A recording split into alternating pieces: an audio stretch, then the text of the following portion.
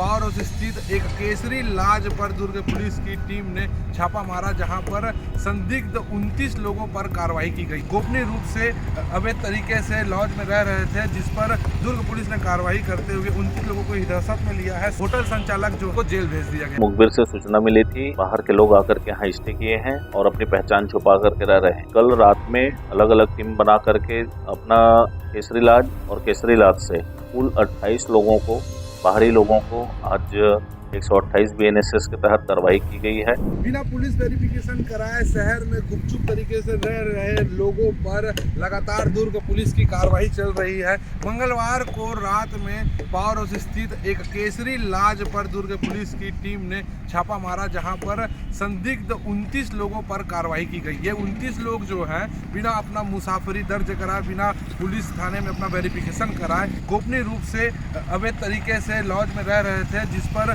दुर्ग police ने कार्रवाई करते हुए 29 लोगों को हिरासत में लिया है। साथ में होटल संचालक जो है उसके ऊपर भी प्रतिबंधात्मक कार्रवाई करते हुए उसको जेल भेज दिया गया है। दरअसल ये पूरा मामला जो है गैर तरीके से रह रहे लोगों के ऊपर की जा रही है कार्रवाई।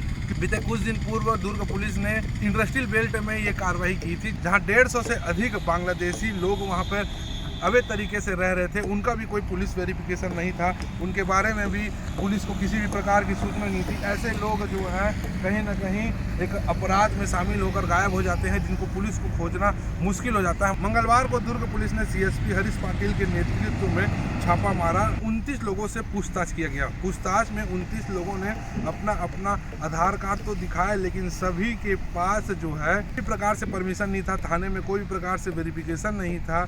लगातार ये दूसरे राज्य से आकर यहाँ लंबे समय से रहते हैं, फिर चले जाते हैं। ऐसे में जब पुलिस कार्रवाई करती है तो पुलिस के पास इनका कोई रिकॉर्ड नहीं होता, जिसके कारण से कोई भी बड़ी घटना को अंजाम देकर यहाँ से जा सकता है। माहौल को देखते हुए दुर्ग पुलिस लगातार इस अभियान को सर्च ऑपरेशन का नाम दी हुई है और लगातार लोगों को सर्च कर रही है। अगर आपके आसपास भी ऐसे कोई लोग रह रहे होंगे जो दूसरे देश से आए होंगे, दूसरे राज्य से आए होंगे और पुलिस में अपना वेरिफिकेशन नहीं कराए होंगे, पुलिस को सूचना नहीं दी होंगे, तो आप भी ऐसे लोगों के खिलाफ शिकायत दर्ज कर सकते हैं। खासकर ये खबर उन मकान मालिकों के लिए है जो बिना किसी वेरिफिकेशन के लोगों को पनाह दे देते हैं। एक बार पुलिस को जरूर सूचना करें। आइए दुर्ग एडिशनल SP सुखनंदन राठौर इस विषय को लेकर क्या कहते हैं, आइए समझिएगा। दुर्ग जिले के छावनी थाना क्षेत्र में एक लॉज स्थित है, केसरी लॉज और अपना केसरी लॉज, जिस पर मुखबिर से सूचना मिली थी। हमें लगातार सूचना मिल रही है कि कहाँ पर बाहर के लोग आकर के यहाँ स्टे किए हैं और अपनी पहचान छुपा करके रह रहे हैं। इस आधार पर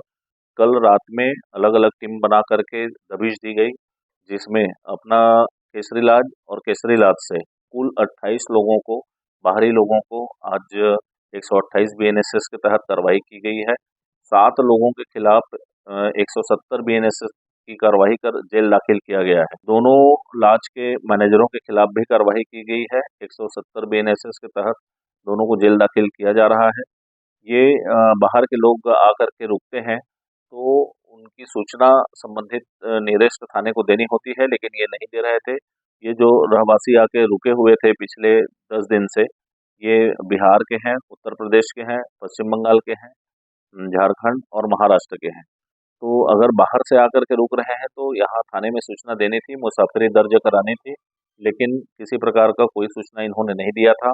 इस आधार पर ये कार्रवाई की गई है। अपने अपने कामों से आना बता रहे हैं, जिसकी तस्दीक की जा रही है।